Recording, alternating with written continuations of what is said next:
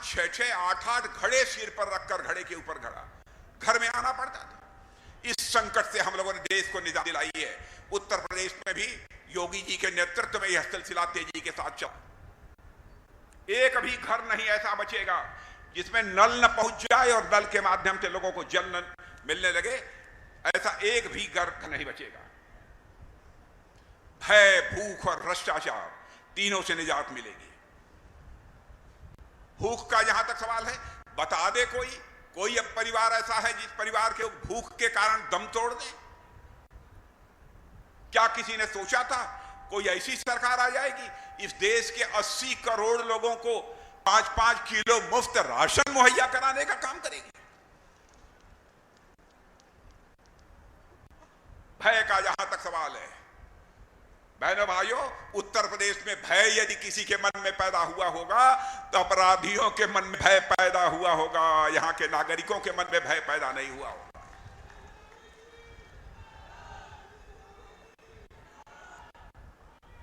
योगी जी ने करिश्माई काम किया है उत्तर प्रदेश में, और किसी को किसी से डरने की कोई जरूरत नहीं है। हौसला बुलंद करके अपना काम करिए। भ्रष्टाचार का जहां तक सवाल है, मैं यह दावा नहीं करना चाहता कि जड़ और मूल तक हमने पूरी तरह से भ्रष्टाचार को समाप्त कर दिया। यह मैं दावा नहीं करना चाहता और कोई भी दावा नहीं कर सकता, लेकिन व्यवस्था में, सिस्टम में जो भ्रष्टाचार था उसको कम करने में हमने कामयाबी हासिल की है। यह बात मैं दावे के साथ कह सकता हूं। मैं आपको याद दिलाना चाहता हूं, राजीव गांधी जी हमारे भारत के प्रधानमंत्री थे।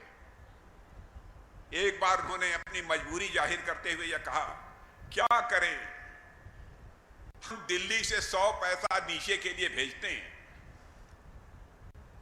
लेकिन नीचे पहुंचते पहुंचते 100 पैसे में 86 पैसा या भ्रष्टाचार की भेंट चढ़ जाता है और 14 पैसा लोगों की जेब में पहुंच पाता है। क्या किसी ने इस चुनौती को स्वीकार किया? पहली बार हमारी सरकार ने, मेरे बहनों भाइयों, इस चुनौती को स्वीकार किया।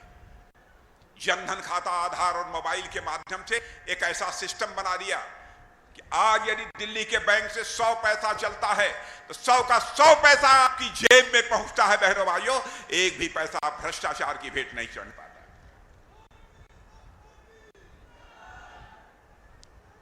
भ्रष्टाचार भाषण देकर समाप्त नहीं किया जा सकता। भ्रष्टाचार को यदि समाप्त करना है, व्यवस्था में परिवर्तन लाना होगा, सिस्टम में चेंज लाना होगा, तब जाकर यह भ्रष्टाचार समाप्त हो पाएगा। यह सारे कदम हम लोगों ने उठाए। गरीब परिवार का कोई व्यक्ति यदि बीमार पड़ गया, मर जाता था, दवा के अभाव में इलाज नहीं करा पाता था। बहनों भाइयों, आयुष्मान भारत कार्ड जो आप बैठे हैं, इनमें से भी बहुत सारे लोगों को जारी होगा। यह सिलसिला लगातार आगे बढ़ता चला जाएगा। 5 लाख रुपए तक का मुफ्त इलाज करा सकते हैं। जन औषधि केंद्र खुले हुए हैं, आप चले जाइए। साधारण जो दवा की दुकानें और हमारे जन औषधि केंद्रों पर चले जाइए, 75%, 80% सस्ती दवाएं आपको मिलेंगी। आपको हार्ट अटैक यदि हो जाता था परिवार में, तो बेचारा अपना इलाज नहीं करा पाता था गरीब आदमी। कहां से स्टंट मिले?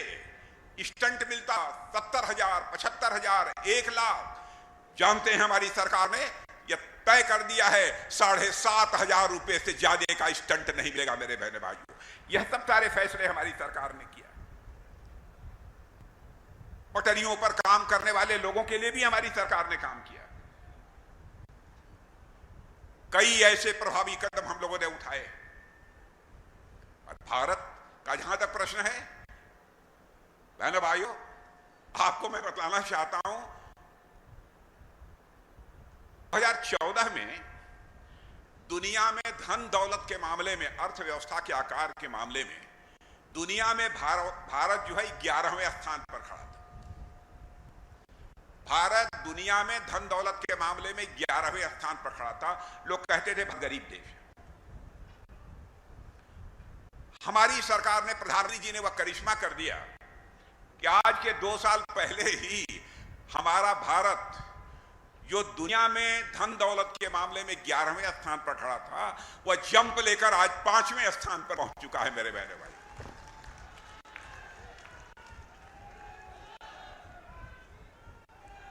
और मैं नहीं, दुनिया की बड़ी बड़ी फाइनेंशियल फर्म, बड़े बड़े अर्थशास्त्री अब यह कह रहे हैं कि भारत इतनी तेजी के साथ आगे बढ़ रहा है, अब इस सच्चाई को नकारा नहीं जा सकता। 2027 प्रारंभ होते होते भारत की अर्थव्यवस्था दुनिया के टॉप 3 कंट्री में आकर खड़ी हो जाएगी।